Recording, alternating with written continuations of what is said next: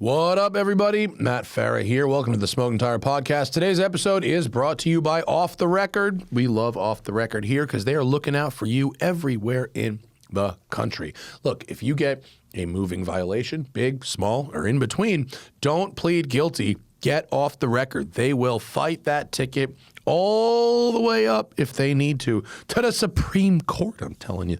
No, for real, though. They will connect you with a qualified attorney in almost any jurisdiction in the United States.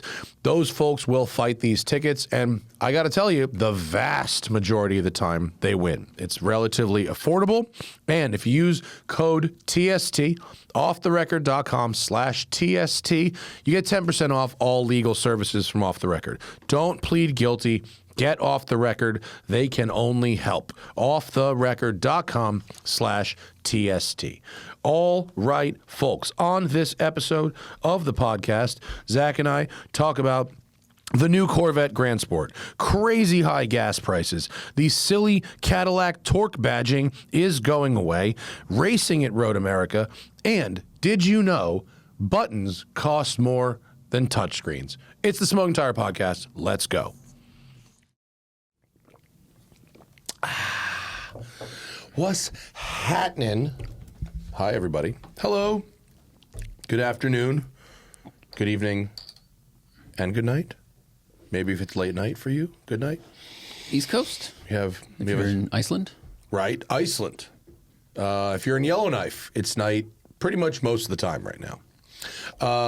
We're doing a 1 dram of Japanese whiskey on this one. And boy, are there things. I have a fucking long list of things to talk about today. Starting, of course, reminding everybody that we are giving away a 911 Turbo S. This is an important assignment as anything. There are not a lot of chances we're going to have. Because, like, this is a pretty Porsche-centric show. Like, it's outsized versus, right? Sure. Porsche's actual market share. The Porsche fandom, the kind of questions that we get asked about subtle nuances between one Porsche to another. Like, that's clearly important to people. That's true. Porsche also releases, or used to release, more sporting models per year than any other company. Mm-hmm. I mean, there's like a fucking press launch for every variant of the 911. There's right. And there's like 32 of them. Yeah. Actually, sidebar. Hannah and I were talking about now that we like to always have a big vacation on the schedule, even if it's far away. So now that we've done our boat trip, we don't really have anything. So like we're trying to figure out what to do next. The New Zealand road trip is high on the list. Mm-hmm. But we've repeatedly talked about Spain. And so we were like, should we just do Spain? And it was like, well, no, because the odds of a manufacturer inviting me to Spain in the next 12 months are like 100%. 97 fucking percent. Yeah. And so we'll just wait till someone invites me somewhere and, you know, there's one plane ticket. And you know what I mean? Correct. Like, and by the way, those in the audience, like, that is a sort of potential hidden perk of the business is if you go somewhere on a launch, you can always ask the manufacturer, like, hey, can you just book my return trip ticket home like 5 days later? And you don't ask them to pay for the hotels. It's the same amount of money. And they don't give a fuck. They're like, sure. So you could, if you're flexible or you want to have your spouse come out or like whatever, you know, people. I've seen people do that. People do it a lot. People do it all the time. Yeah. Yeah. Some people push it and bring the spouse on the launch, which is a little like, come on. I don't like personally care. I won't talk shit about that, but like, it's like, well, come on. But anyway, there is a non-zero. We're going to get half of our Spain flights paid for. Yeah, I was at a thing, and some people their partner is their business partner, and they make the videos together. Mm-hmm. So when they're both there, I get it. Sure. But I was at a launch, and the wife came along as camera operator. Oh, yeah. Did not know how to turn on anything. I've seen that. That was funny. I've definitely seen that. So anyway, bringing it back around, we're giving away a 2025 911 Turbo S. It is brand new, except for the few miles that Zack and I personally put on it. It is, We haven't put the video up yet of what we've done to it, but in order to make the contest work, they put the photos of what it looks like now. So you can clearly see it has a beautiful set of HRE wheels on it. It's a very amazing spec, and we just put up the first video. It's up on the YouTube channel. I go through every option on the list on the car, so you can see everything that's in it. Yeah, you can win it. It's very easy to enter. The rules are up on the thing. There's photo gallery of the car, and we're going to be talking about it a lot. So get in the game. I forget what's the closing date? Does it say when it closes? I think it runs for almost a year. No, it's not that long. Oh, it's not. It's actually not that long. What is the closing date? I probably should know this, and I will learn it for the next show, but it is not official rules. FAQs maybe. Sheet. I think it might be all right, well, you figure it out. You can find it. We'll find it, I promise. There's no weirdness here. I probably just should know the exact closing date, and I don't want to say it wrong because you can get in trouble if you say things wrong about giveaways. But it's not. It was originally going to be the entire year. It then became shortened. I think if I had to guess, I think it's like 5-6 months, but I forget the exact thing. Anyway. It's up there. Everything else is straightforward. And by the next show, I will have the exact date of when the drawing is. It's fucking sick, though. Also, the Road and Track... ends on August 20th. Thank you very much, Zach. August 20th. Okay.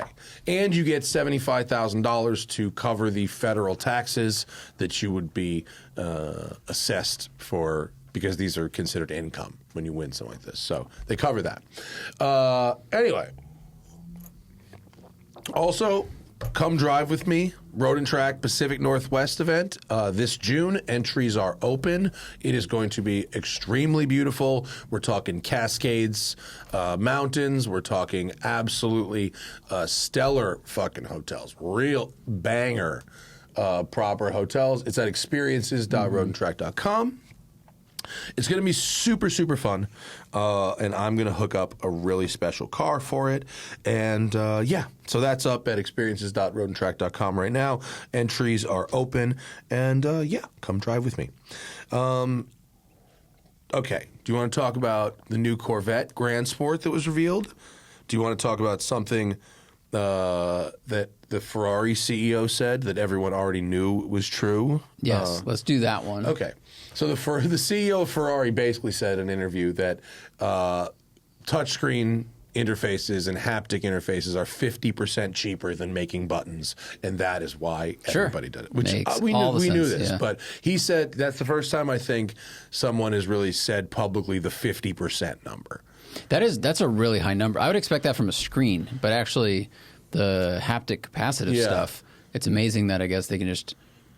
there's no springs, there's no action they have to decide, there's no reliability there. It's just like the connective circuit. That's pretty wild. 50% though. Damn. So much. And I mean, when I read the headline, I was like, fuck this guy. He's like whining about the cost of going back to, to buttons, right? And these guys Ferrari's making like so much money. But I read the actual quote in full, which is why it's important to read the actual quote in full. And he was not actually complaining. He was explaining, in an industry-wide transition, and actually he said that for his customers, he was happy to go back to buttons. So he wasn't actually complaining. But yeah, 50%. But if you read David Tuig's book, which we have inside the machine, you know how much small bits of profit matter. Oh, yeah. So imagine if someone comes to you and says, this will save you 50% on your interior button construction.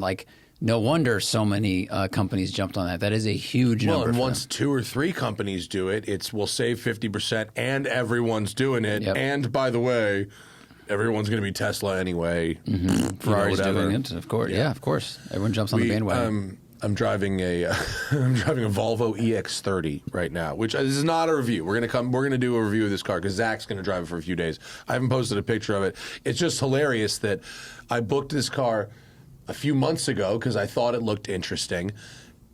A week before the thing showed up, that white one on the screen is exactly what the one looks like that's sitting outside right now. And a week before this thing shows up, Volvo announces they're killing the model. So I'm reviewing a dead car. Like, what am I even doing with You think this they'll let thing? you keep it because they don't want it back? Yeah, like what am I supposed to do with this now? Like, so I mean, I don't know. Do an Instagram review. Like, we'll talk about it, I guess. But like, it's real touchscreeny. It's so touch. First off, I do not understand if Volvo is building full battery electric vehicles. What exactly is the point of Polestar? Like, I thought it was going to be Polestar was the electric, and then Well, wasn't Polestar their quote skunk works, like where they basically developed their new technology and they kind of developed the EV tech, and now they can hand it to Volvo? I think that was how Polestar was kind of advertised. Yeah, all right, I'll buy that, but like, they're not that innovative. No, not anymore. So I'm not really sure, but it's extremely touchscreeny. There is no forward gauge cluster at all. It's the interior is like basically like a copy of a Model Y. Although I do think it's Volvo, so it's like put together a little nicer than a Model Y. But square steering wheel and certain things in the touchscreen that, like, when you're trying to figure out how to drive the car, you're just like, stuff's buried. It's all Android, like shit's just like buried in menus. It's not terribly confusing once you know where everything is. But they dropped this thing off when it was like 90 degrees outside, and I'm like trying to figure out how to like find like the max AC, and I just cannot, and it's so hot in there. They actually gave a quick reference. They gave like a quick reference guide, which is not something most manufacturers give out. So I guess they know it's not instantly intuitive. That's handy. That's like, was it the Ineos that gave us that for the off-road stuff? Really, really helpful. It's just funny that a normal car needs that, but yeah. This prevents the journalist problems. It does. Yeah. It prevents you going, where the fuck is this? But like, it's very touchscreeny. We'll see what I have some interesting. I think they're interesting thoughts about this car and like what exactly we're doing here. But I'll wait till you drive it first because I'd like you to experience. It's an odd duck. All right, just like the one I'm driving. But I think we'll talk about that on another show. Yeah, we both drove also the M2 CS, but I think we'll save that for next show because I want to drive it a little more. Dude, you know what? Also, if you want to come see us or me in person, we are going to be doing a live podcast that you can buy tickets to. Actually, discounted tickets, I think, right? Didn't Graham send us a link for discounted tickets? Didn't we get a link today? We're going to have a link for discounted tickets to the Heritage Invitational at the 10/10 Club in Charlotte. We're going to have a live podcast. It's going to be Friday night. I think it's April 10th, right? Friday night, April 10th. And you will be able to buy tickets to the festival that are good for all day, up to and including and after our podcast. So it's not an expensive ticket. I think with a discount, it's like what we charged for just a podcast in Texas, and you get a whole bunch of other cool stuff. They're doing exhibition racing. There's going to be a car show. So we were there last year. It's a great time. It's going to be really fun. Some serious metal is brought out for that. And then Trans Am racing was pretty fun to watch. A lot of old stuff moving around and getting real loud. Pretty cool. It was a good time, and so we're doing a live show on April 10th there. That's in Charlotte. You can come see us. And also, I am racing at Road America, April 23rd, 24th, 25th, 26th with WRL. Racing again with Tato Siderman and Tommy Kendall. Actually, Johnny just told us today that he has a gig and cannot make this race weekend, which I have pitched in for Zack Clapman to fill his seat. I appreciate that. So you lobbied well. I've lobbied for Zack. The ball is in the air. We'll see where it lands. Because the race is 8 days right after I go to school for my comp license. There's no literally no better time to do a race Fresh. other than like the very next day. Yeah, it's true. Your concepts will be so fresh. I think they say people just out of med school are better doctors than people who have been in the game for 20 years. That makes absolute sense. Totally. Yeah, So, yeah. Zach's going to go to Sonoma and do Skip Barber, get his comp license, and maybe come race. But like, I think there's no better time than right after a comp license. It just means the pressure to pass the comp license test is because I'll have planes booked and you stuff. have to, I mean, look. I think if you crash, you fail, but otherwise, you're okay. Like you have to have a colossal fuck up to go get a NASA comp license. Is it NASA or SCCA? I think it's SCCA, and JF who did it, he just said that they really frown on going off. You know, if you go off four wheels twice, you're like your class is over. Well, yeah, because they want to protect the vehicles. Yeah. Four off twice. 4 off twice is a lot. I mean, that's a big old whoops if you're doing that. Very, very much so. And I mean, like really, I mean, you can go off once, but like you probably shouldn't in school. And I say that as someone who has crashed a literal Skip Barber vehicle. Like, it was not great. No, I'm very excited. So yeah, I'm going to go up there on Saturday to do some sim training. Yeah. And then we're going to get Don't put too much powered up fucking here. faith in that.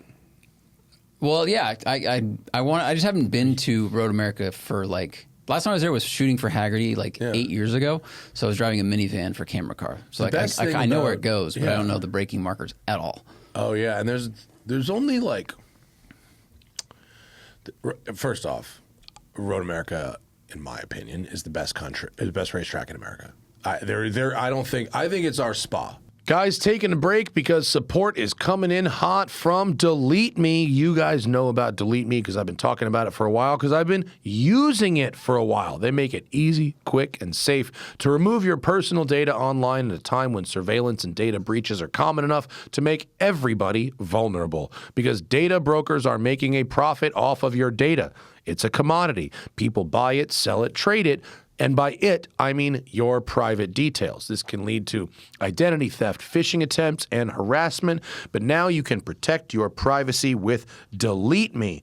And data brokers are out there running entire businesses about this. You got to fight back, and that's what DeleteMe does. Because this is important to me. I had a friend who got their identity stolen. Someone opened a credit card in my dad's name somehow in Texas. It's crazy out there. So all you have to do is when you go to joindeleteme.com/tire, we'll get back to that. You give them your personal information. And I understand the irony there, but that's what you got to do. You have to tell them what to find. So you tell them where you used to work, where you live, where you used to live, your family, your siblings, etc. Your boilerplate information. And then DeleteMe goes to work, finding all this stuff and sending takedown notices. And then after about a month, you get a thing saying, we found your name and address like everywhere. And then you have to click a few things to confirm that you want stuff deleted, and then every month that happens, and the number of places that they find your information gets smaller and smaller and smaller. It's probably never going to go to zero because it's always an ongoing system, but the calls, the scam calls, the text messages that I was getting before have definitely been reduced thanks to DeleteMe. So you can get 20% off your DeleteMe plan and take control of your data, keeping your private life private by signing up for DeleteMe. Special discount for our listeners when you go to joindeleteme.com/tire and then use promo code TIRE at checkout. That's the only way to get 20% off is to go to joindeleteme.com/tire and enter code TIRE at checkout. That's joindeleteme.com/tire, code TIRE. In my opinion, yeah, I agree with that. It's as close to driving Spa as you can get without going to fucking Belgium. It is the only place that I know of in America in motorsport that you can, in a fast car, hit 150 miles an hour 3 times a lap. You're not going to do that in a BMW M2 235 IR. You probably hit 120 maybe, 125 3 times a lap. Well, because the front straight is uphill for most of it. But it's so long. It's very long. But this car might struggle until that crest. And then they'll get going. The second straight is shorter, but it's downhill. Yep. And then the third straight is also long as fuck. Yeah. This back section, right? With the little slight kink. That's a good one. Yeah. That'll be flat through this probably, right? Oh, yeah. And in a car that's like a medium speed car, it's like, that's not a problem. Yeah. Where that kink at the back of that is in like a 600 horsepower car with insufficient aero. You know, like when I drove it in One Lap of America in the X5M, you know, you get like, I think I forget if it's like, I think it's an outlap and 3 flyers. Dude, by the end of the brakes were nothing. Nothing. And you're coming into this tight, right? They call it Canada corner, and that's crashy corner. Right. There's a special bleacher right there. Yeah. Look at the size of the gravel trap on the outside of that corner. Yeah. You could like see it from space. Well, because then, for people listening, there's a large gravel trap, a wall, and then this is actually a very steep hill covered in trees. Yeah. So if you hit it fast enough, you go up the hill and launch and land in Canada. Yeah, it's oof. Yeah. But what a place to drive. It's gorgeous. I mean, it does not get better than that in America, if you ask me. So I raced a Fox body there in the very first season of Champ Car. Whoa. And it was a really shitty Fox body, and it was so slow, and the race was red flagged for snow. What? And what month was it? Like March. Whoa. And when they were finally like, okay, it's all right to race again, Farah, you're in. And I'm like, what? I had to go out there in like the snow cleary lap. Yeah, like 30-degree track temp. Crazy. Yeah. Whoa. So that was a good time. Yeah. And then the One Lap of America. And then I filmed something else there, or there was a press launch of something else there that was like, I don't recall what it was, but I remember it being really fast. Didn't you go to like a ZR1 launch there? ZR1 was Road Atlanta. But I went on some launch for something there that was like where the car was super, super fast. So I don't really remember what it was, but I'm very excited to drive it again. Me too. It's a spicy track. I'm excited to see what Teo does on this huge right-hand sweeper. The key is we get Tato to drive the car first on Friday and lay out a telemetry line that becomes a ghost car for us to chase. Perfect. And then because like if you're like a halfway decent student and you've got a fucking savant to follow, like no problem. Do what the kid does. Mm-hmm. Like just do that. Like it's actually not hard to watch someone grates data and then just do that until you get to the point of this person is so skilled that what is on that seems impossible. Yes. And or this person is 21 and doesn't think he can die. When you mix those together, and there's also like when I did the Spring Mountain School, they had overlay data with the pros. Yeah. Really, really helpful. And my line would be like 1 foot off from theirs or 2, and you go, well, I'm close enough. Like no, 2 feet matters. 1 foot matters. And they had an overhead drone showing where everyone was on these 2 apexes, and you would think that you're on the right spot, but then you watch that thing, you go, nope, I'm 14 inches away. Yeah, and that's that like sets 10%. up this thing. It's a big percentage. And it all adds up a little bit. So yeah, like the shape of a corner with you not taking curbs versus the shape of the corner with him taking like as much curb as is legally possible. Right. Like you're driving in the fucking lawn. Yeah. You know, the arc of that corner allows for, you know, a 3 mile an hour higher exit speed that at the end of the next straight results in a 9 miles an hour difference. And, you know, there's 3/10. Totally. You know, I mean, we've all watched the V8 supercars. There's a head-on shot from like, I don't remember the track, but there was an S's, and the way they were hitting the curbs so that the only tires that were on the track surface still were the outside tires. The entire inside 90% of the car was flying over what would effectively be the infield. It was crazy. That's the line I really like at Road Atlanta. Have you driven Road Atlanta? A decade ago. Road Atlanta, it's got the very long front straight and then a big sweeping uphill right-hander that's got sort of a jog on the top. And if there isn't a cone placed right there, or if that cone has been taken out by somebody else, you can effectively jump the chicane which when I tested the Track Hawk there at Grid Life, I did repeatedly and got like serious air over it. And if you can't do it in a low car, but in a car that's got some ground clearance, it's like, there's a 10th here. Let's see. I wonder, is there anywhere on this track for hitting curbs with this car?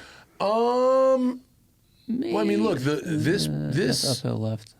Maybe there a little bit. I don't know. I can't. It's been a few years since I've been there, so I don't really recall the shape of the curbs.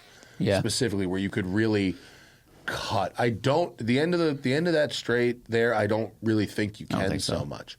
You know what? On the exit of that corner, which is turn 6. Oh, look, Google Maps has put turn 6 there. Wow. You can take a pretty wide exit there, so you can pretty much be deep into the paint on that. Dude, we got street view.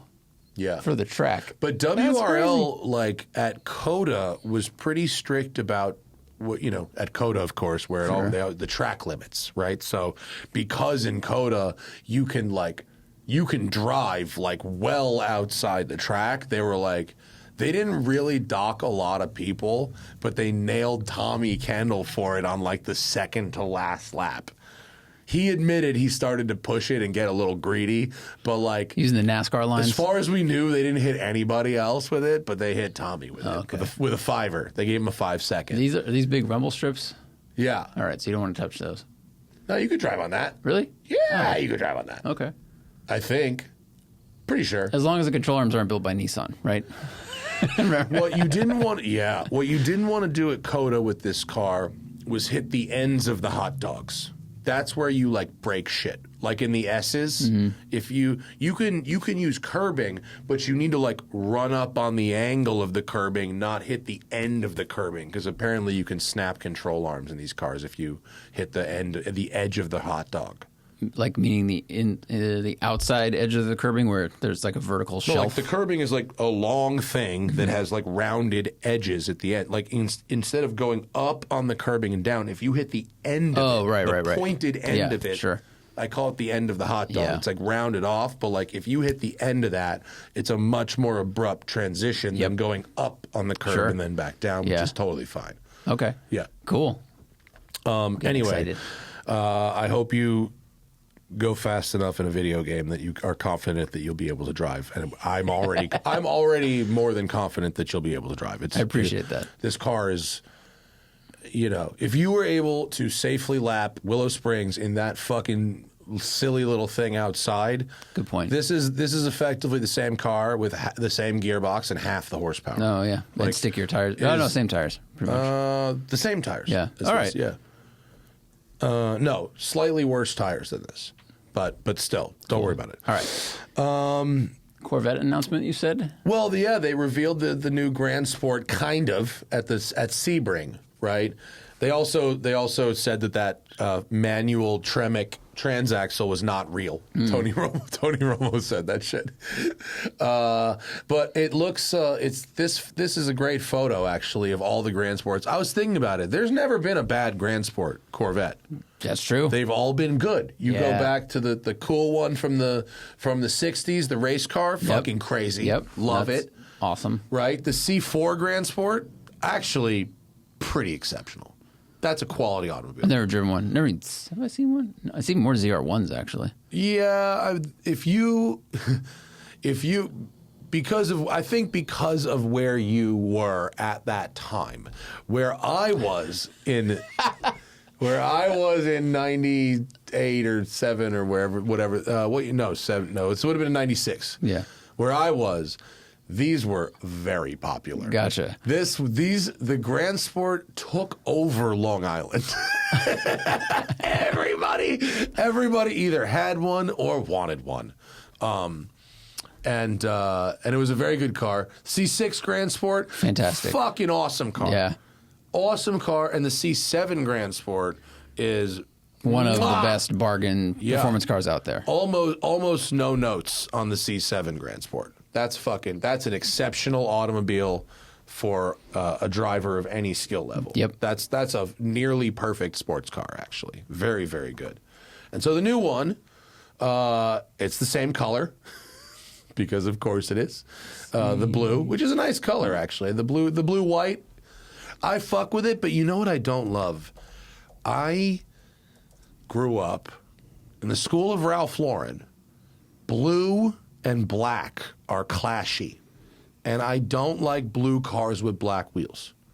Oh, you mean, sorry, blue and black clash when they're Blue paired and black together. colors clash when they're together. Yeah. Ralph Lauren designers try to avoid blue and black. Black wheels, mostly a mistake. I don't like them on pretty much anything. They can work on they can work on gray, they work on white, they work on black, they can go black. That's fine, but I think on blue cars they are particularly clashy. Just like wearing, a blue tinted outfit would be with a black belt and black shoes. I would go brown True. with Better. blue, I agree. So I don't love the wheels. You can hopefully maybe get them in a silver. The wheels would look great in silver. The C4 Grand Sports look better with silver wheels. I agree. But they're saying it's a punched out motor. They're saying it's maybe like a 6.7 liter. Whoa. That's still rumor mill. It's going to be a 6.7 liter. And then the other rumor mill says that there'll be a Grand Sport X that will replace the E-Ray. Which that tracks. That makes sense. Because E-Ray is, to Corvette people, Yeah. E-Ray is not cool.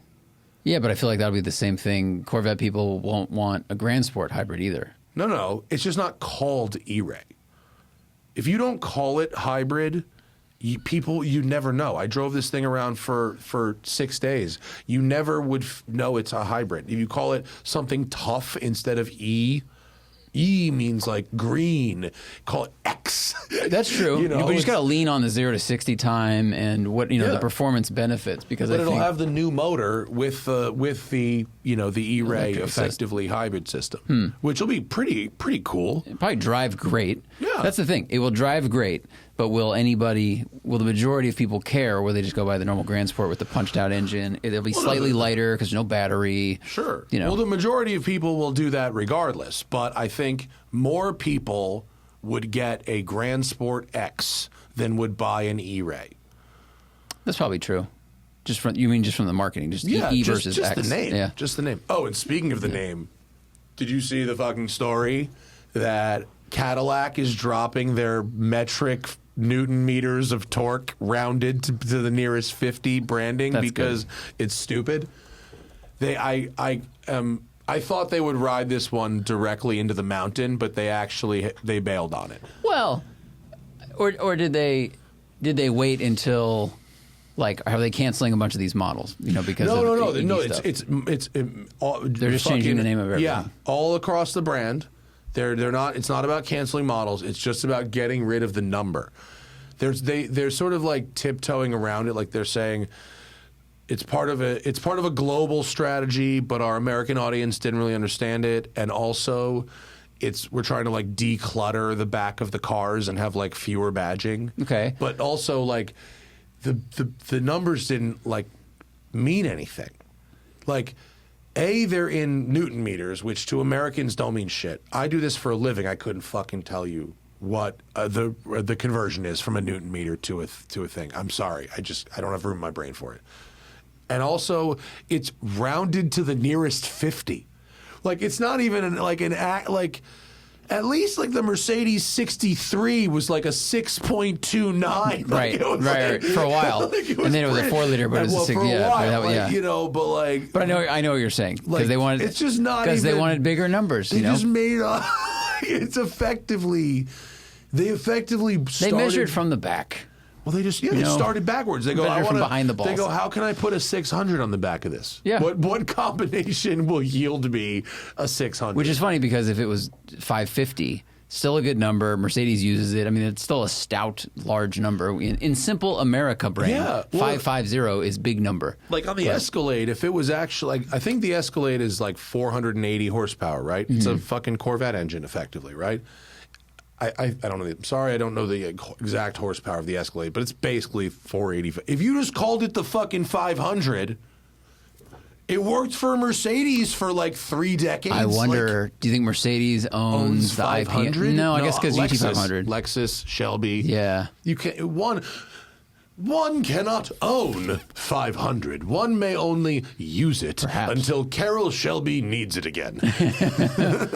Well, that's a good change. So what are they going to do instead? Forgive me for not reading this. I was editing why would videos you read all this? day. This is the kind of thing that excites me and no one else. They're calling it like for on one of the other crossovers, like the Lyric or something. They're getting rid of like 600 and they're just calling it like A4 or something, just something that indicates it's the four-wheel drive one. Okay, so kind of like the GMC truck thing, like AT4 is. Yes, their effectively though, situation. yes, it's like kind of similar to what the GMC thing is. Okay, yeah. The most important thing is they're stopping the dumb thing that they were doing for 3 years and made no sense. Yeah, this is a good change. This is a good I can't believe they watched what Infiniti did with the Qs, and they said, no, we can do it better. Wait, was it Johan? Denison? Did they get Denison? Did he do it twice? No, he was at Audi and he was at Infiniti and he was also at Cadillac and he was there when a lot of bad things happened in all of those companies. Where is Johan right now? Let me see. Or where was he 3 years ago? Is really not where is he now? But Well, in 2014, he quit Infiniti and went to Cadillac. And is he and then it's just 2014 dash blank. I'll look up his LinkedIn. Yeah. That would be funny if he. I mean, look, he is the one that did he's the reason that we don't know what Infinities are what anymore. He's the reason you have absolutely no idea when I tell you that this is a QX60. You don't know what that car is. That's because of his leadership, I believe. According to DeleteMe, this article is 12 years old, but he was behind their product expansion plans and the switch to the controversial Q-based naming structure. Yeah. So you're welcome. Yo, welcome. And yo gonna do it again to Cadillac. Yeah. Wow. Yeah. Interesting. Mm-hmm. What, okay. How expensive, because we saw some $7 gas in California. Yeah, we did. See some seven? Do you see sevens? I saw a lot of sixes. I saw a lot of sixes. Yeah. I think I drove past. Down the street, premium was like $7.10, and then a friend of mine in Arizona. In front of CMS, down the street. No, that place. Or the place that's like scamming Amazon over here. Oh yeah, no, it was the one down the street. The one by Shell. CMS. Yeah, that was expensive. That was $7. I think it was $6.92. And whatever we bought yesterday was that's $5.99 by out of Willow. the track. Yeah, the track was. I mean, dude, $5.99 and by that Rosamond. That's crazy out there. Yeah, and it's over $6 in Arizona, at least parts of it, according to a friend of mine. It's a lot. How high and for how long do you think gas will have to get for like actual American car buying habits to change away from like big fucking thirsty cars? That's a very good question. Do you think? I think a couple, like 2 years. I think the price would have to stay at like $6-7, possibly nationwide, for like a couple of years. Well, it's never going to be $6 nationwide. It's always like that's probably true. You have to look at like the AAA. They track the national average. What's the national average? Like 4? Probably 4. That's still like. What's the national average? $3.95. National average. Let's see. So let's see. On the entire West Coast, from Arizona to Washington, is between $4 and $5.79. And I mean, obviously, California is a little special because it has its own type of gas. Yeah. Which is more expensive. We special. Not only do we have special gas, it's it's also special in the way that mean people use special. Well, it's both special in the cleaner, way it's more expensive, yeah. But they have to make it at certain refineries, so we can't bring our gas over from like Nevada or Texas. Right. Like it's a shitty octane rating. It's shitty octane rating, but it's a little bit cleaner. Yeah. I don't know the intricacies, but the national average is a good place to look. And let's see, yesterday average. It's funny. Our country, when broken up this way, almost looks like the flag of France. Here's what you want to look at. A month ago, the average across the country was $2.93. Now it's $3.95. So it's up $1 in a month. Wow. That's a lot. Now it's wow, look, 33% increase. it's big. Now I was one of those people during the last election campaign when people would be like, the gas prices are high. I go, the president doesn't set the gas prices, which is true. But if this person starts a fight and then closes a straight, right. that does affect the gas prices. Right. So when people when we're operating in a vacuum and there's no conflicts happening, the gas price is not set by the president of the United States. Right. No, but the president can certainly fuck enough shit up. Sure. You know, Absolutely. that as a side effect of all that shit being fucked up. Right. That, yeah. Right. So back to your question. I think you make a good point. I think if gas prices were elevated for 2 years, I think that's a good number because that's like the length of a normal lease term.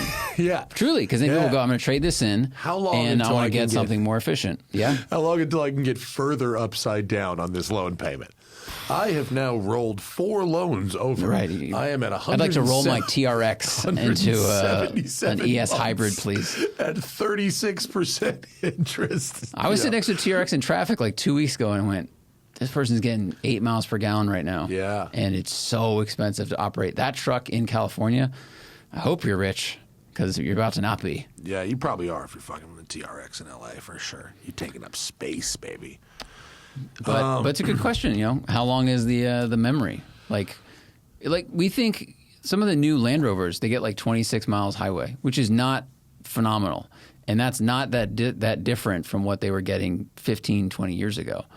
Like, I think it's better than what Land Rovers specifically were getting 20 years ago. I think like 4Runners, like they haven't moved that much, but people, they just kind of oscillate their purchases. All right, look up the fuel economy of a 1997 6 Land Rover Discovery. Okay. Because that's, if we're talking about the closest thing to the Defender, it's going to be the Discovery, not the Range Rover, right?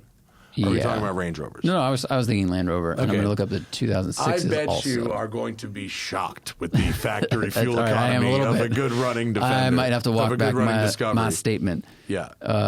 This is not going to be great. Well, let's see. 96s got 16 highway. 2006s got 17 highway. Yeah. An improvement of 10%. And so now we're getting 26. That's true. That's pretty good. Yeah, that's pretty good. All right. Good. You know, thanks, Tata. Like, and you know, nice job. Yeah. Yeah. That is much and better. Some Ford and Tata combined. Yeah. So that is an improvement. That is an improvement. Yeah. I retract. But what would it take for someone to not get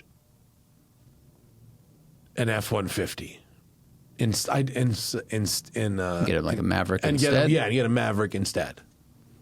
I'm genuinely wondering. I'm not saying no one should have an F-150.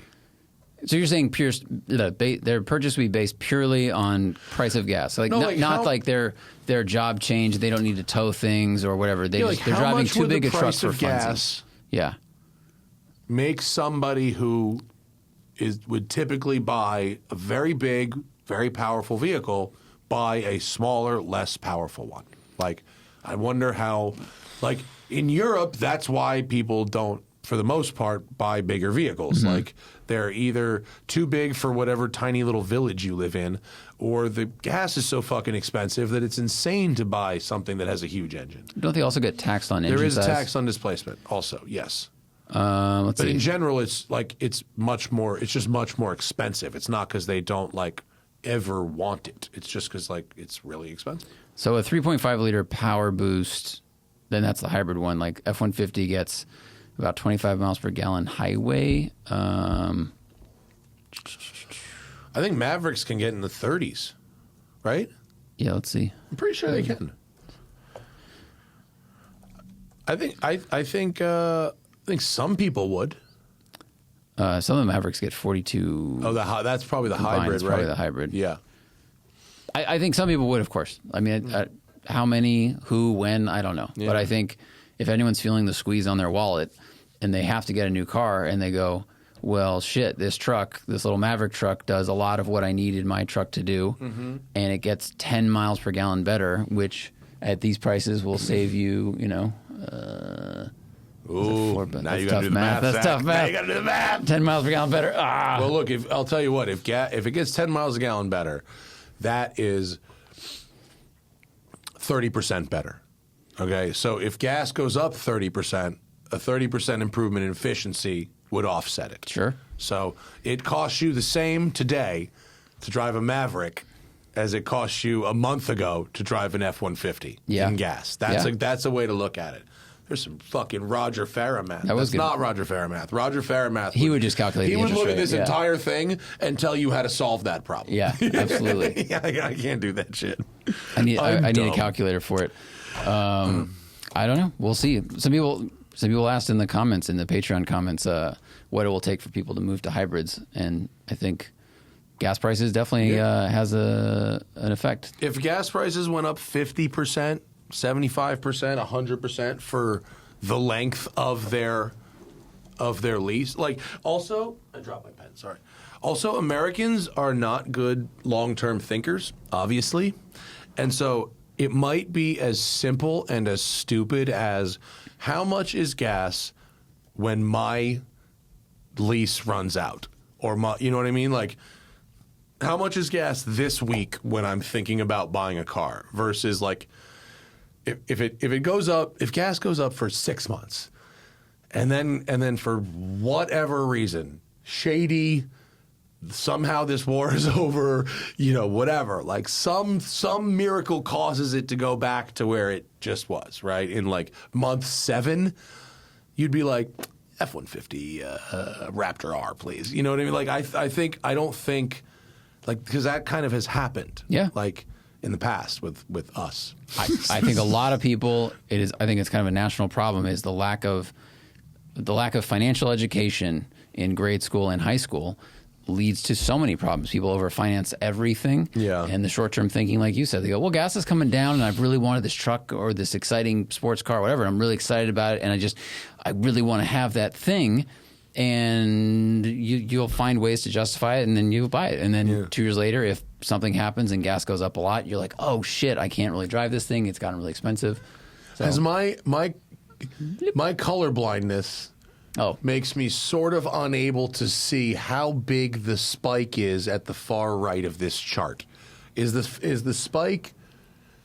It's not as high as it was. Like no, it's right here. The next top spike to the left, the big high spike. Yeah. That I remember that. That was when it was like, for a minute it was like $8 in LA for a second. Yeah. So this is we're looking at macrotrends.net, and in June 2022, the national average was 484. Yeah. And this spike that we're looking at now from this month says 357, which is slightly behind what AAA shows, but this chart is a little less detailed. But I remember the 2022 one because someone went all over the city putting fucking Joe Biden did that stickers on all the gas pumps. And now you see the Trump I did that meme is in a lot of stuff on social media today. We reap what we sow, except if you're Donald Trump, then you actually don't. So those are the things, really. I mean, I think those are the things that I wanted to talk about today. Is there something that you wanted to? No. I spent the day editing the video, so I didn't really read much car news. Which video? MC20? Is that all right? Yeah. All right, cool. Except for the audio situation, but the ghosts are sometimes in the machines. Right. So Zack has me literally on video, turning the audio recorder on, hitting record, saying it, doing the slate, driving, talking. And it should have been file number 4. Should have been file 4. Except there was another file called 4. Which we recorded after this in-car. Which was recorded afterwards.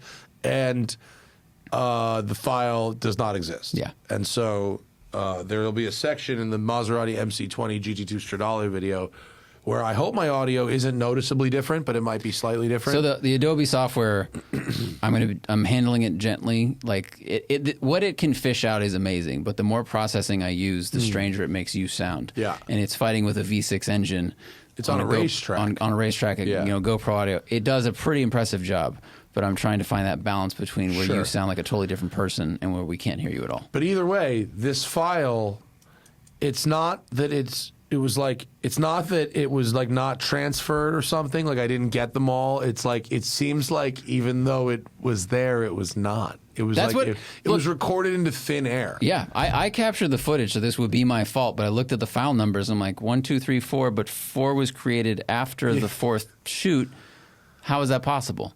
And you have me on video. I have you on video look at when you're done. You're done driving in car. Yeah. And you pick up the recorder and look at it. And this is when I expected your eyes to go fuck. Yeah. And you go boop, and you're like unspeed, and you set it down. So that's why I wrote you this in a text. I'm like, I have no idea what happened. Yeah. I mean, look. This is what we discovered. So I mean, look, if it you sounds know, a little funky, I'm sorry. in this life, we do our best, and sometimes it doesn't always work. Yeah. And then we fucking move on. That's what We used do. to get really sad and stressed. Yeah. Oh, I used to care very much about these things, and now Still bad, but it's like, well, we made 2,300 videos, and sometimes the recorder doesn't record. yeah. And like, you know, what happens? Like 4 people notice because they're listening on their like fucking. Their Sonos system. They have a private movie theater in their house just for watching YouTube videos. Yeah. Yeah. Let's go to the people. I'm sure they have a lot to say. They usually do. Patreon.com/The Smoking Tire Podcast is where you ask the questions for the live show and then subsequently watch the live show to hear their answers. It's where also you can get the show before everybody else. It's where you can get extra show every month. It's where you can get the show without ads. And it's the best way, honestly, to support your favorite podcast creators. And also entering to win a 992 Turbo S. That is, but Patreon's recurring. What can I say? But we love you folks, and so we're going to get to your questions. 2 new patrons coming in hot. Hamdan. I assume it's Hamdan. That would make sense, but also, if it's Hamdan, respect. Or Ham Don would be nice because he's like the Don of ham. You know, That is true. It probably is not compatible with someone named Hamdan. All that pork. That's true. But I'm just saying, whether you go one way or the other on that issue, I'm with you. For fun weekend driving, would you suggest a manual swapped Ferrari F430 or pay up and get a Scuderia? I've driven a Speciale and a Pista, and as much as I love the rawness, it wasn't great for long drives or when you're not in the aggressive mood. I'm with you. Manual 430 swapped, maybe make it a Spider, and you are very much in the weekend driving business, my friend. Yeah, absolutely. That's all right. That's what I never drove a swapped one, but that's not true. I drove that Scud that was built by those shady people, but I drove a factory 430 Spider, and it was absolutely a delight. Everything you could in a stick, everything you could want. And I assume if the swapperoo is factory level feel, then you'll have a really, really nice time. They're good. They're fucking good, those cars. They're stout too. You could beat the shit out of them It's things. a sturdy Ferrari. They are very, very sturdy. I really like that about them. Base Trim also coming in new this week. Wants to talk about B-pillars. As a design element, I think we've moved beyond all B-pillars being black. Would a body-colored B-pillar be better? I don't like when the exterior of a door is made of one material, but then plastic is used for the B-pillar. I think they're trying to make that space in between those 2 windows smaller to the point of disappearing. I think that's the point of making it black, right? I'm trying to pull some profile pictures, but yeah, I think it's like making it neutral. You know, it's wear black shoes with a suit because you can wear them with almost any colored suit or something like that. It's kind of like let the lines of the car speak, and you don't need these things to hop out. Yeah, and I think I have a feeling that in manufacturing of these cars, if you think about like a unibody that's being assembled, having that B-pillar be body color would be like fuck all expensive. I think that's a great point. You'd have to make it out of metal, the same metal. Because if you painted it, if it wasn't metal, if it wasn't the same material as the door, it would fade at different rates probably. Right. So it would look different after a year or 5 years. And I think good point, Matt, is that painting it it alone, painting smaller things can be Yeah. more difficult. Painting the edges, like the way the thickness of the paint adheres to a corner versus a flat surface. So the door, they can just shoot that. It's probably a little bit more consistent than painting this tiny strip. Yeah. I agree that in some cases it would look better painted, but I also think I understand why they don't do it. I think. I'm also an idiot, so who knows? Drew Moog says, okay. The other, do you have a reliable way of informing someone their high beams are on without yelling at them? No. And I wish I had one. And their example, like I've been on at, whatever intersections where I think the other car is facing up a hill slightly, so their beams are shining in my eyeballs. And sometimes you'll flash your high beams and they have their lows on. It's just they have all 4 lows on like an Acura or a BMW. It is what it is. But no, short of a bullhorn, there's no way. Yeah, I agree. I don't think there's a great way. I think there's been some funny attempts at like vehicle to vehicle communication, including this one company that's basically made the whole front of their car like a TV. Have you seen that thing? Is it was it the Faraday? Faraday did with Faraday. the van. Yeah. And so I don't. But they didn't say in the press release that's for telling people to go fuck themselves and that their high beams are on. They would. The work. world finds a way. That's very true. 575 Super Dave America says, after misreading one of your posts about Trump, he thinks you're glazing him and appoints you ambassador to Cuba. You're in charge. That's actually possible. You have the power to bring 5 vehicle models from around the world to take over from the aging 50 cars. These models and no others will be available in Cuba for 10 years. What cars? This is so easy. The 1990s Toyota Corolla, absolutely fucking unkillable. The 4Runner. The 4Runner. From the same era. Yep. The 4Runner. Right? Yeah. The Honda Civic.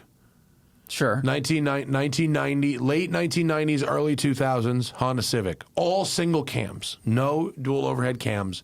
All the single cam engines. The V8 powered Tundra would be a great one, but I'm throwing that as a 6th option because it's another boring Toyota option. I would say the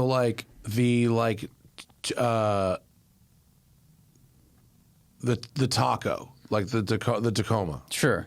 Right? I actually think an EV, like a simple Have you early read about one. their power grid? No, but they don't have exists. any. You don't need to read. They don't have. They don't have power. one. No, they have. Their okay. whole country apparently runs on generators or something approximating generators, and they don't have any. Yeah, no. You need a car that can effectively run on urine. That's like really where we need to be. I saw a video. I think it was from Cuba. This guy converted his car to run on coal, but I think it was like a coal-fired steam situation. Very, very clever. That's fucking crazy. But he did say he would prefer gasoline. Yeah, he's like, it's easier. It's the tech for a reason, but he's like, hey, but he made it happen. Yeah, bro, that's crazy. Jeep Wrangler Dragon Edition, allegedly. Have either of you tried careers that disappointed you and required a pivot? Zach was a waiter, yo. I was good at it though. Yeah, but it had a ceiling. I sold shoes, and I'm proud of it. It had a ceiling. Yeah. Yeah. I mean, I've been doing this for 20 years now. So I mean, I don't have, my career changes were in youth. I don't have a good one. I worked as a PA on a reality TV show for 2 weeks, and I immediately knew I never wanted to do that again. Sure. That would be the closest thing. Sure. Yeah, I mean, I wanted to be a photographer. That didn't work out. It wasn't that it disappointed me. It was that I couldn't make any money. I wanted to be then I was going to be a graphic designer. I was bored to tears. I then was going to run a car wash. No. And now we park cars, so it's okay. Ball Caddy. If you could eliminate 2 bad driver habits, one for safety and one annoying, what would they be? I wrote down, Ball Caddy,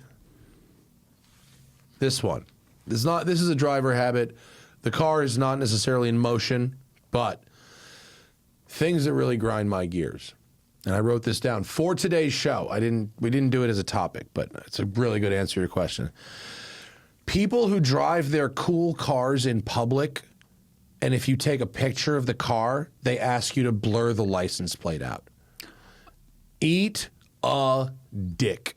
You get to choose bringing your toy out in public and taking everything that goes with that, or leave that motherfucker at home. Did someone send you a picture of a green Ferrari that had this? Yep. Yeah.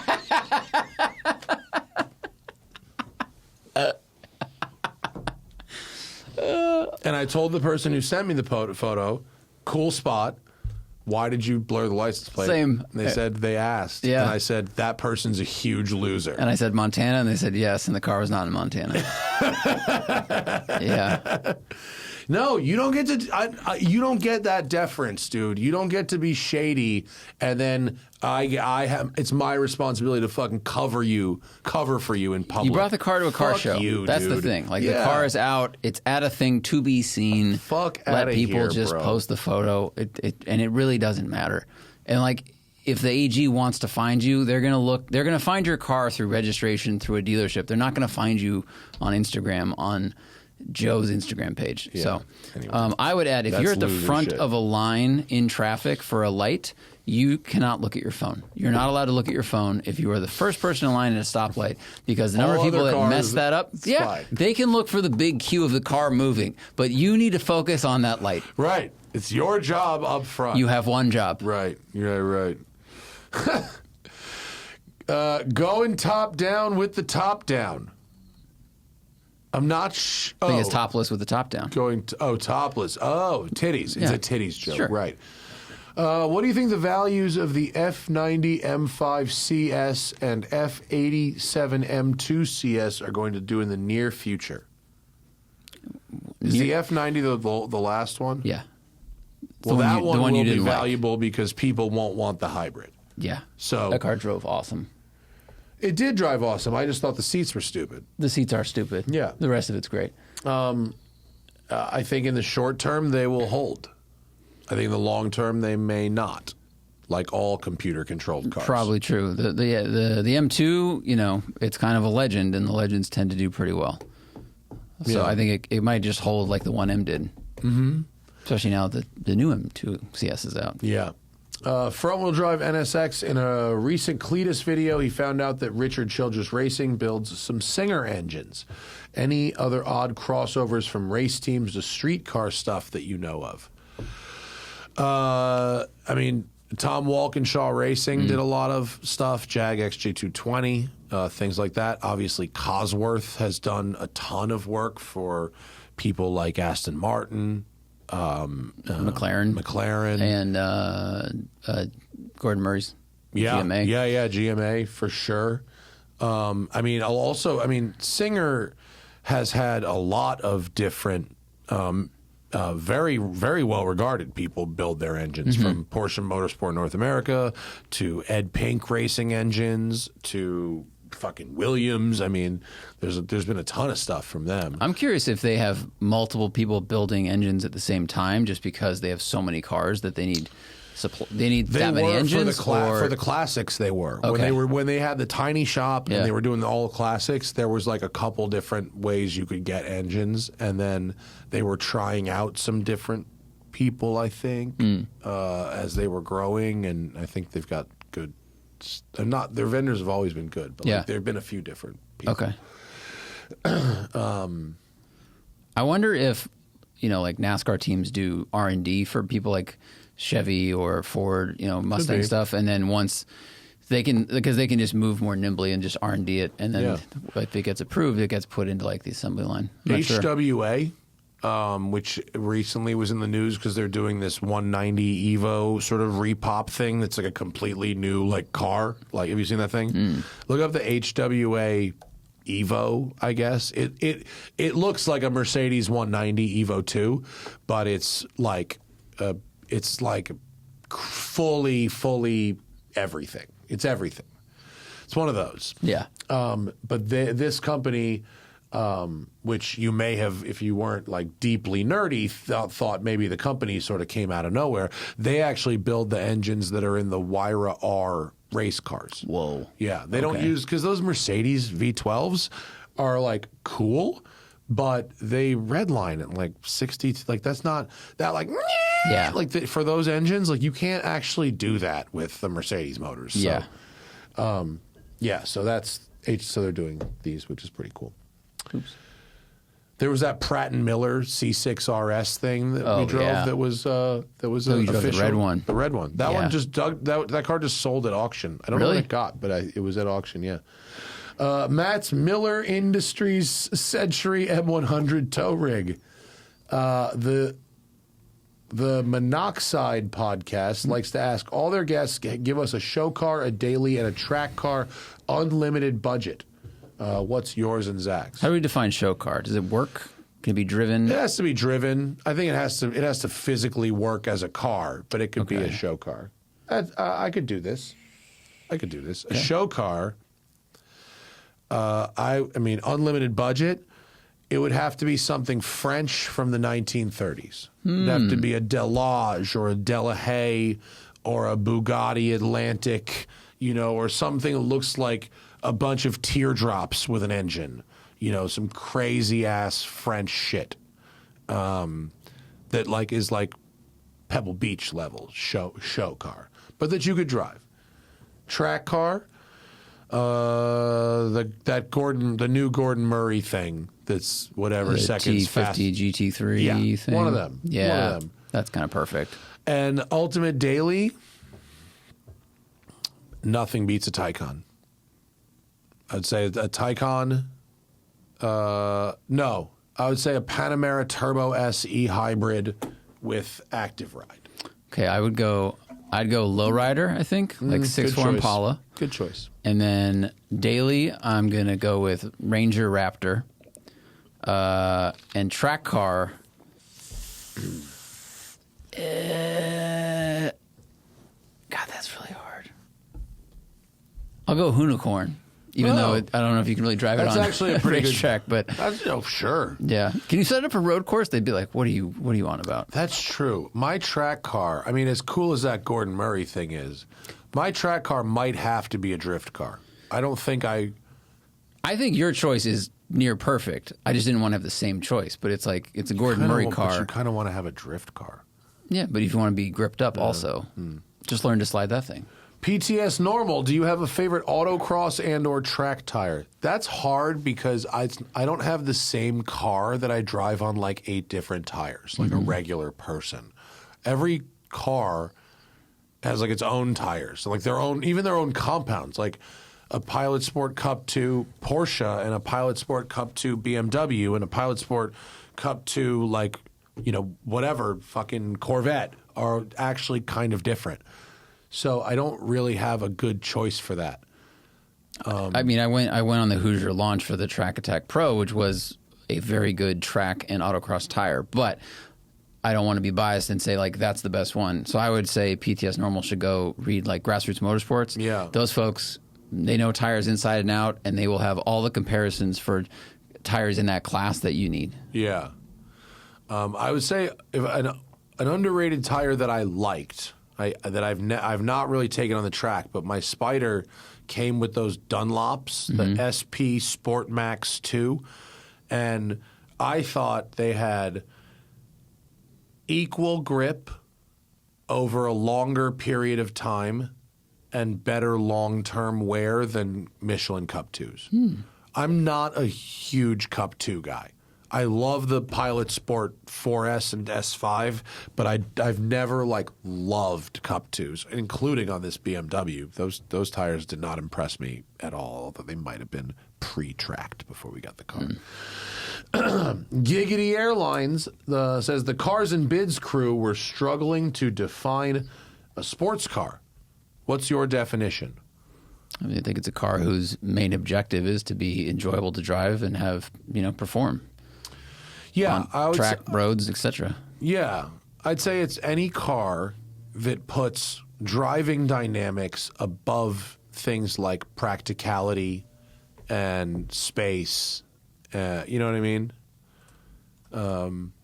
It's really, it could be any car. It could be a sedan. I would say probably can't be an SUV by nature, but like it could be a coupe convertible sedan. Engine could be in the front, in the back, in the middle. That doesn't really matter. But like the car should be compromised in other ways in order to be good at driving. That might mean a stiff suspension. That might mean it's small. That might mean it's doesn't have certain features. Right? Yeah, I think so. That's what I think. Yeah.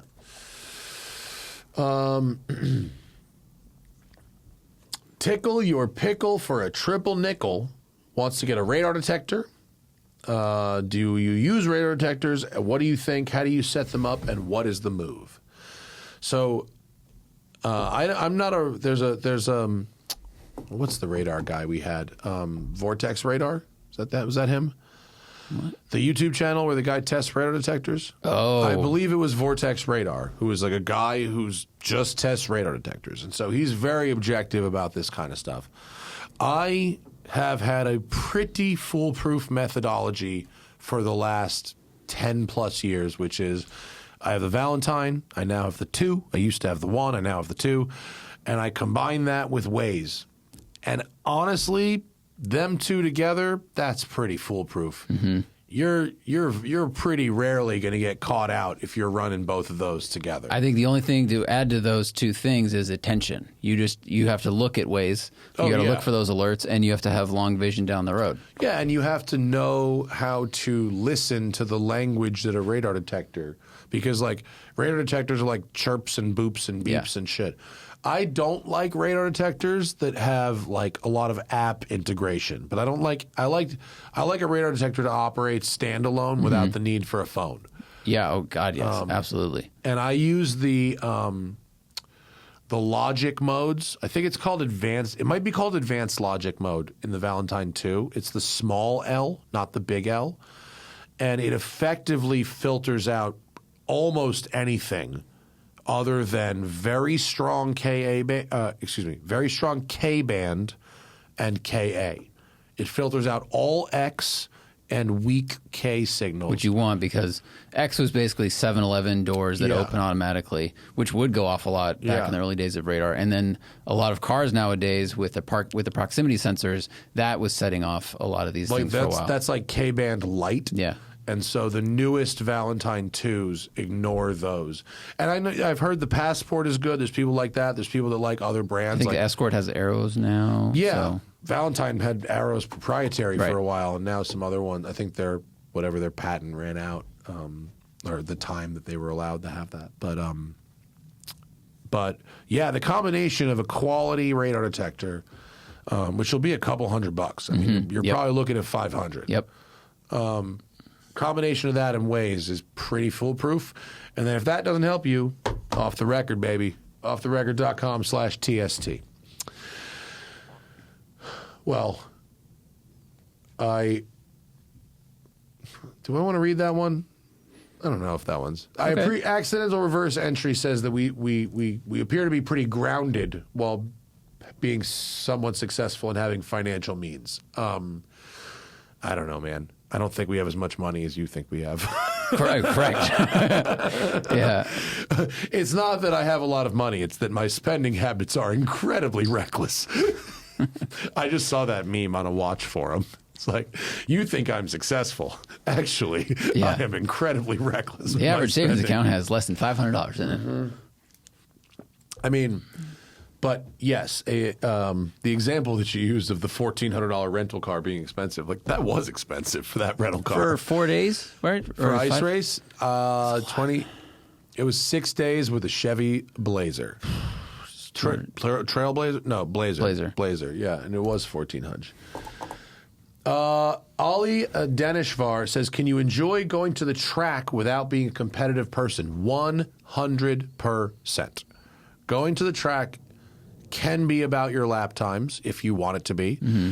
Going to the track can also be about finding the limit of your car, sliding around a little bit maybe, just going faster than you would be legally allowed to go on the street. Sure. Driving in a manner you can't on the street. Yeah. Hanging out with your buds. Yes, of course. learning something. It could be about learning. I mean, you can go and there's instructors who will help you get better at driving, and those skills will back translate to the street. And I think you can be competitive with yourself in terms of trying to learn and improve those lap times, but you don't have to be competitive with other people and go, Right. oh, you set a 201, I'm at 207. Do I need to buy parts or come out here more? Like, oh, okay, good for you. I'm just trying to work on me. Yeah. That's also true. Like, a track day isn't an actual race. Mm-hmm. Like, you're effectively racing yourself at a track day. And if you're in one of the advanced groups where it's open passing and you're like dicing it up with somebody, like, okay, cool, do that, but like, you're not racing them, you know. So, you can, and also, I suspect that once you are on the racetrack and have a lap time and have a time to beat, people tend to get competitive once presented. Yeah. I don't know if I said it on the podcast, but I certainly said it to the team that I race with, which is that I don't give a fuck if we win this race or if we finish dead last, unless we might be on podium at the halfway point. And then all of a sudden, nothing else matters. Yeah. You know, I am out here racing for funsies. Oh, wait, you mean we could win? Never mind. Yeah. You know? Blue Chews and Blue Clues. I've been driving my INDY Miata with an exhaust, wearing AirPod Pros in the adaptive sound noise canceling mode. They seem to filter out so many unpleasant frequencies of NVH and wind while making the exhaust sound even better. Have you ever had the same experience? Yes, 100% yes. When I drove my Ferrari 328 to Pebble Beach, I did it with noise-canceling earbuds the whole way, and it made the engine sound beautiful. Really? It eliminated every squeak and rattle in the car, and I listened to and it complemented the level of the music perfectly with the volume of the Ferrari engine, and it actually was one of the best drives I ever had in that car. Wow. Yeah. I drive with noise-canceling. I actually fuck with Raycons now. The AirPods don't stay in my ears. The Raycons actually stay in place. So We are not sponsored by them right now. We're not, although they did We have been. inquire about a month ago. Okay. And so you may hear an ad. But either way, that's not why I have these. Yeah. They didn't send them. I've had them for a while. They fit in my fucking ears. So anyway, I wear them in the Manx a lot, like obviously, because I just don't have a radio anyway. And I have the same exact experience in the Yeah, Manx. it filters out all the high frequency shit. Yeah. Totally happens. And if you're driving an old car, could be a Miata, could be a muscle car, could be whatever, try it because it will make your car sound like it's got a bunch of dynamite in it. Yeah. Elitist Erewhon shopper says you can steal one car from 3 friends. What are you taking and from whom? Great question. Yeah. I'd steal your Spider. Okay. Good car. I'm glad, that makes me I would. happy. I would steal Vinny's Cadillac, assuming it's in good working order. It was last I saw it. And I would steal Larry Chen's. I might actually steal, I might steal 3 of his cars. I would All steal 3 of Larry Chen's cars? I would steal his R34 because it's perfect. Okay. Yeah. Okay. I would take Matt Katz's F40. I would then take we forgot to talk about. I would then take the Gold Singer DLS that I drove on Sunday. That was mind-bendingly good. And I would then take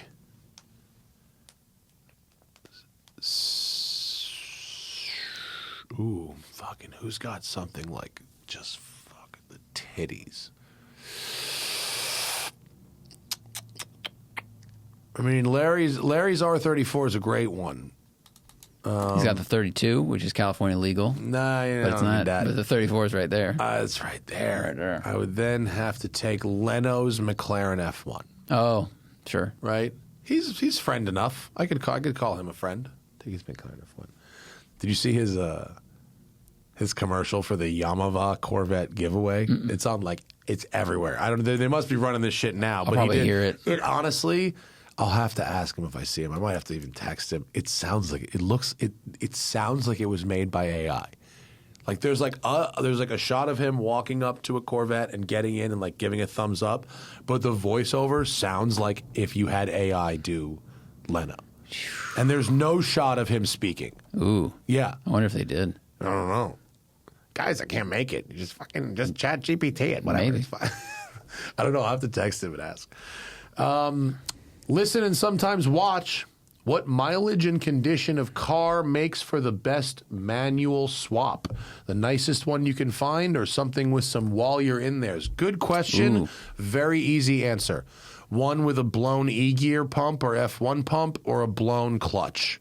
If it needs drivetrain work, transmission work anyway, that's the best one. Yeah. Yeah. Particularly because the clutch you're replacing anyway, and the E-gear pump you're throwing in the garbage. So if someone's dumping their Gallardo or R8 or Ferrari because the F1, the hydraulic pump that controls that is out, that's your gold mine right there. Wheat City Night Court says, is there a new car on sale today which, if seen in the wild, is almost certainly owned by a car nerd? I would say the GR Corolla. I've never met someone with a GR Corolla that didn't really like driving. Yeah, that's a good point. If you have an Ioniq 5N, you are a pretty big nerd. I've seen some people on the mountain like mobbing Ioniq 5Ns. They are fucking so fast on the mountain. They will walk away from a BMW M3 no problem. The torque is ridiculous. They're and the grip's so insane. fucking fast, dude.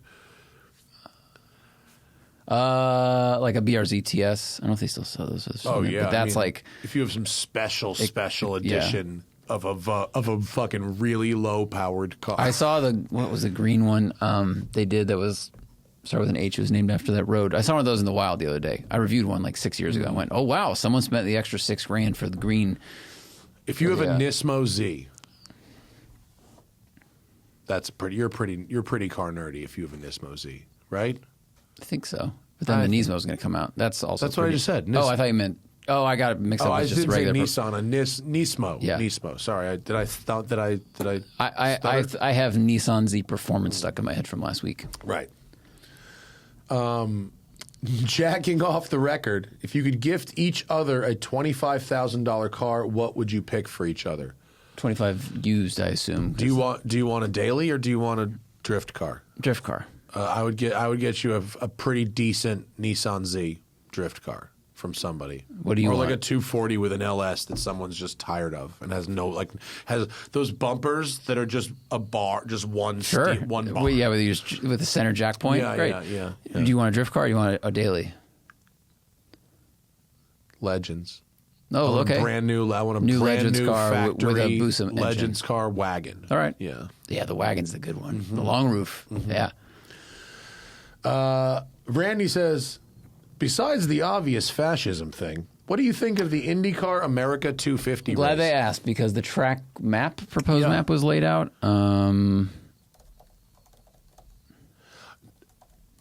I will admit that my political bias here sees this event in a certain way. Totally does. If it was not even necessarily like a Republican president, like just a fucking normal human, you know what I mean? Where everything wasn't like an assault on freedoms. If it was like our country's 250th anniversary and it was like even fucking George W. Bush was the president and they said, yeah, we're going to have a race in DC. I'd be like, all right, like cool, right? Would you, Zach? Yeah, well, when they proposed this a few weeks ago, I said on the show, I was like, this is a pretty cool idea. Yeah. As far as the mandates go, this is pretty rad. And we looked at the map, and I said, I think they have a lot of good opportunity here to make a good track. And that's why I want to pull up the map, because I don't think they did as much as they could. I have to say, that map, and I don't know, that it doesn't, to me, look like an expert level racetrack. It looks pretty fucking Mickey Mouse, the shape of it. Well, yeah, so I'm going to put it up on the screen for everybody. It doesn't we cover a little bit. look great. It's just, so for people who are listening, it's a lot of there's 390-degree corners, a sort of, I guess that'd be like 120 long straightaway. There's a 120, there's an open one. I mean, what does this look like? This looks like a map of, what state is this? This looks like, if you rotate it. Yeah. Oh, it looks like Alabama. It does. It's Alabama. It's Alabama. It looks like Alabama has fallen over. Yeah. That's exactly what it looks like, but with less curves. So I looked at this and I got kind of disappointed because when we looked at the National Gallery area map before, when this was all proposed, I went, okay, you got some, you could, why not incorporate these bridge roundabouts here? Yeah, we had things with curves in them. There's a lot of natural curves. Yeah, there's a lot of opportunity, like this Lower Senate Park. This is a nice curve to it. There's just a lot of cool stuff, and they ended up with this. I mean, this makes the Vegas F1 map look amazing. Yeah, that has a little, and that's a pretty straight turn kind of place. But it has a little more going on. It was, but the Vegas track, as one of a very few people who drove it. It had a flow. It did have this. This to me says straightaway corner, straightaway corner, straightaway corner. A lot of drag races, right? It's kind of like Long Beach, dude. Long Beach. I'm sorry, I love that we have a race, but I drove the Long Beach track and it sucks. It's not a fun track because of the same reason. Yeah. So, and yeah, do I think fucking Donald Trump's a fucking dickbag? Yeah, I do. And if this was a normal president, even a normal Republican one, I'd go, okay. All right, cool. But I'm still in the process of wondering just how the fascism will be attached to this particular event. Which flag will they will unfurl? Find a way. The Swinging Tire says, favorite BMW CS car. Oh, so easy. Or the original. Oh, the original? You 3.0 CSL Batmobile. Granny shifting, not double clutching like you should. Is the fear of exorbitant and frequent maintenance for McLarens justified or overblown? If overblown, would you still purchase a 720S or would you stick to more mainstream brands like Porsche with palatable maintenance? I think McLarens work pretty well when they're driven a lot. I would get a McLaren and use it as my car. I would not want a McLaren that I drove once a month. We have a couple customers that drive their McLaren 570s, mind you, all the fucking time. One guy in particular has a bunch of miles on that orange one down there. Car's ace. Always works. Wow. Nope. Changes the oil. Wow. Puts tires on it. The car always works. We had another one that sat and sat and sat. Always fucking broken. It's I think even more. There's a lot of cars like that. But McLarens in particular, they need to be driven a ton. That 13,000-mile car I took to Pebble that year, fucking ace. That's the car. So I would buy one and I would drive the shit out of it. I wouldn't want a McLaren unless I could use it as my car, my everyday car. I would not want to. You'd have to get if you had two cars. You'd have your Taycan and a McLaren. You couldn't have six. Yeah. Or you ball out and use it as a daily. Or that. I'd keep my Spider in the garage for weekends and daily the McLaren. I think you'd get tired of that after a couple of months. I think because the car is twin turbo, you got to warm it up, but your errands are short. Easy to daily. I know they're comfortable. I've done it so many times. They're so easy. If you get the comfort seats and you get a coupe, so the roof cutouts, so you can plop down in there. It's got a nice trunk. I've dailied these cars for weeks at a time. It's no big deal. They're easy. They're so easy. That's why it's so lame when people don't daily them. So someone around the corner dailies one. Oh yeah, I know that dude. Yeah, he's chill. He's fucking great. But man, his is the blue color, and it's the same color as the launch color for the C8 Corvette. And man, when the fucking Corvette came out, and people asked him if his was the Corvette, oh, he felt like a fucking asshole. Oh man, his car is so sick. Yeah, it looks nice. He's on his second one. The money or the hammer, you can't have both. What's an example of a reliable car from a historically unreliable company? We talked about, I think, the Alfa Giulia 2.0 is known for being pretty good, and Alfa's not so great reputation. Yeah. The F430. Yeah, I think both the 430 and the 360 Ferrari are very. Actually, the 458 is really reliable. I think that's more reliable. Yeah. Also, Huracans are fucking great. Huracans are super, super reliable.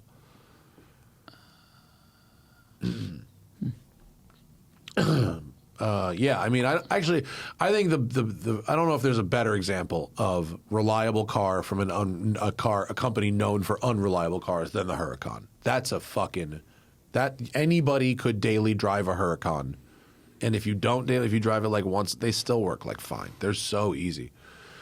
Bad PPI 8. Matt, you recently bought a relict guitar, the Mike McCready Signature, which has been a popular offering for a couple of decades now among guitarists, though not without controversy. Do you think the same concept of making a new thing look like an old and well-used thing will be popular among car enthusiasts now that vintage cars with patina are commanding what seems to be the same or more than a restored example? Fake patina. I don't think that would pull a lot of money. Also for a bad PPI 8, like the patina thing isn't new. This term got thrown around a lot in the early aughts, like as the pro touring thing came about. People would take muscle cars that look old and they would refurb all the suspension, chassis, etc., and it would have patina, and then they'd rip. So, but I don't know if putting fake patina on something would probably never command a higher price than clean paint or real patina. Sure. With my guitar, I really like it. But I care less about the patina than I care about the fact that when I plug that guitar in with no pedals or anything else, it sounds exactly like Pearl Jam. It sounds exactly like Mike McCready's guitar sounds. So, like, you fucking play the opening notes of Yellow Ledbetter on that, and, like, you're in Pearl Jam. Like, so, to me, after many, many years of, like, playing what is effectively 90% Pearl Jam songs on, like, other guitars, because I liked them for one reason or another, having this one that sounds like Pearl Jam is like, oh, yeah, this makes a lot of sense, actually. I think if it was mechanically or electronically what it is and didn't have the aesthetic patina, I'd probably still be into it. But I get it. I don't think I'd buy fake patina on a car. But, like, this guitar isn't designed to look like any 1959 Strat. It's designed to look and play and sound exactly like one person's specific guitar. 59 Strat. Yeah, like Mike McCready's, right. But, like, that he's been playing with since, like, it's like in the... I don't know if it's in the Alive video, but I'm pretty sure it's in at least one of the music videos from 10. Like, he's been playing this guitar forever, and if you look at music videos and live performances over the years, you can see this guitar getting, like, more and more and more weathered. It's pretty fucking awesome. But it's a 1959, what is it? It's a Stratocaster. Okay. It's a Fender Strat. His is. Yeah. And it would be worth a fucking fortune. So but my point is, like, this person says, do we think the same concept of making a new thing look like an old thing? But in this case, his is an old guitar. Right? So they made your new guitar sound like an old guitar. Mine is a 2023 or whatever it is guitar that looks like his. Now, it helps that a brand new Fender, like the Stratocaster hasn't really changed aesthetically. Right. If you try to take a new car to make it feel like an old car, you'd have to, like, I don't know, break it. It would look so stupid, and it would work too well. Yeah, but I think what they're doing in cars is like with what Marco did with that air-cooled 911 that you drove, where they just sort of leave it rough, unfinished. They leave the patina. There's some paint. There's, like, some paint you can put on cars to, like, make them rust a little bit. Like, I've seen stuff like that. But I can't imagine them doing it with a new car. I think it would look weird. That'd be so weird. Ocean Parkway Blunt Rider. Love it. Now that the M badge is available in some capacity on basically everything BMW sells, has it lost all meaning, or does a true M car elicit the same response it did 20 years ago? Is there an opportunity for BMW to do what Caddy did with the Blackwing and create an additional sub-brand? Well, that's what the CS is, right? I mean, isn't the CS is the hardcore enthusiast model of the M brand? Mm-hmm. I agree to a certain extent. Yeah, but I think, true M car. I mean, the M cars are really fucking fast, but they also they don't do a lot for me in a lot of ways, like the M5 and the M3 and M4 and M8 don't really like excite me in the way that an E46 M3 and a Shark Nose E31 and an E39 M5 like sort of did. I thought it may have just been that was a pinnacle to me of like styling and engines and driver engagement, and the new cars are like much faster but don't like do it for me in the same I think we way. also can't discount our exposure. Like at that time we were like late teens, early 20s. We were just, every magazine, like these. I think the M cars at the time were very unique in their combination of performance and comfort. But it was also like we were so excited about cars and weren't saturated with information the way we are now. We've driven more stuff. You can get the Blackwing is a good example. Like now, Cadillac has a car that can do what the M3 and M5 used to do, and that didn't exist before. So, for me, it was like I put those on a pinnacle because they were the best. They were the best sedan when that at the time. E39 M5 came out, it was like that was a real game changer. 400 horsepower. Yeah. I mean, it was Corvette horsepower. it handled well. It looked good, and it was a luxury thing. Yeah. And Mercedes at the time had a 5-speed auto. Shit, yeah, you were awesome. New. And they also did a good job marketing with the driver films. Guy Ritchie films. The Guy Ritchie stuff. So it's all those things yeah. combined. Yeah. I'm going to call the game there. The wife is waiting for me for dinner, you see. And we'll hold any interesting questions for the next show. We got a lot to talk about next show. We got the BMW CS, we got the Volvo EX30, and I didn't even get to review the fucking DLS I drove over the weekend. I didn't know you did. I went to go to breakfast. Me and Christian took the Manx. I was so excited to have the Manx back. With the tires back on it, the right tires and everything. Took it to Malibu, saw Maz, and as he was leaving, and he was like, I was about to leave. I was like, well, don't fucking leave. Come back. I dragged him back. He was in the DLS, the gold one. It's on my Instagram. And I go, you want to drive this? Because he was asking at Ice Race when he was going to get to drive it. I was like, fucking next time I see you. So I go, you want to go drive it? Wow. And he just hands me the key to this. And I go, okay. And he goes, you're going to go drive that, right? And I was like, oh, I thought you were just leaving your key with me. I don't know, because it's parked weird or something. And he was like, no, you should go drive that. I was like, okay.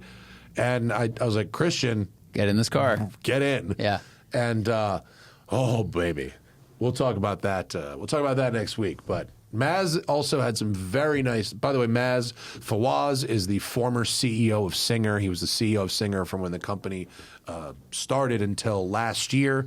I think he's now like vice chairman, or I don't know his exact role right now, but he's still at the company. He's still there. He's still there, but he's not the CEO anymore. Raj Nair is the CEO now. But he had very nice things to say about the Manx. Chief Strategy Officer. There we go. Singer. There we go. Rad. He said he came back and he was like, I can't believe this thing drives so nice. He was like, it's, when you have a weird engine, because he has some weird engines, he's like, the calibrations of like the low speed maneuverability and like the engagement, the tip in, and like, he's like, that stuff's really hard. And like, this is really, really nice. Nice. Really good. Good endorsement. Yeah. Yeah. So we'll talk about the DLS next week. It was unforgettable. We'll see you then. Thanks to our patrons for asking such good questions. Thanks to everybody else for listening. Have a nice evening.